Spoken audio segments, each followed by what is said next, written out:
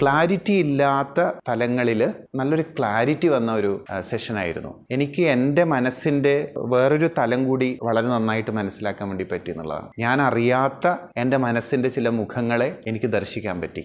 അതിനെ എങ്ങനെയാണ് കൈകാര്യം ചെയ്യേണ്ടത് എന്നുകൂടി അറിയാൻ പറ്റി.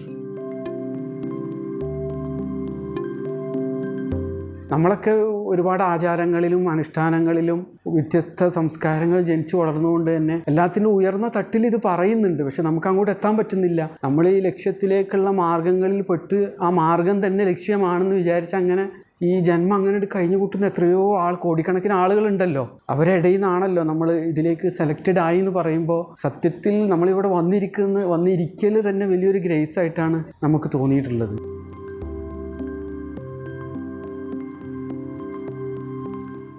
ഇതിലപ്പുറം ഒരിക്കലും ഒരാൾക്കും ആത്മവിചാരത്തെക്കുറിച്ച് എന്താണെന്ന് പറഞ്ഞു തരാൻ കഴിയില്ല. സാറ് ലാസ്റ്റ് നമ്മൾക്ക് തന്ന ബുക്കിൽ പറഞ്ഞിട്ടുള്ളതുപോലെ ഇനിയും ആത്മവിചാരം ചെയ്യാൻ കഴിഞ്ഞില്ലെങ്കിൽ അത് ടെക്നിക്കിൻ്റെ കുറവല്ല, ആ പരമമായ ഭക്തിയുടെ കുറവാണ് നമ്മുടെ ഉള്ളിലുള്ളതെന്ന ഒരു വലിയൊരു തിരിച്ചറിവാണ് ശരിക്കും കിട്ടിയത്.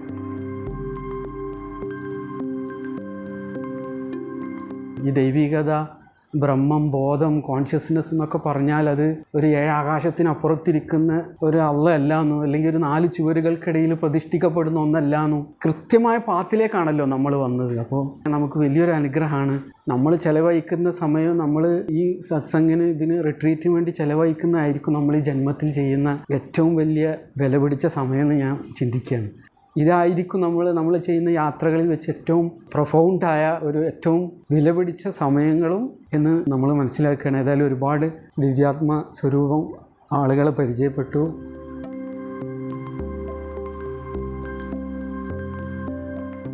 ഗുരുകാരുണ്യം അത് ഒരുപാടുണ്ട്, അതിൽ യാതൊരു സംശയവുമില്ല.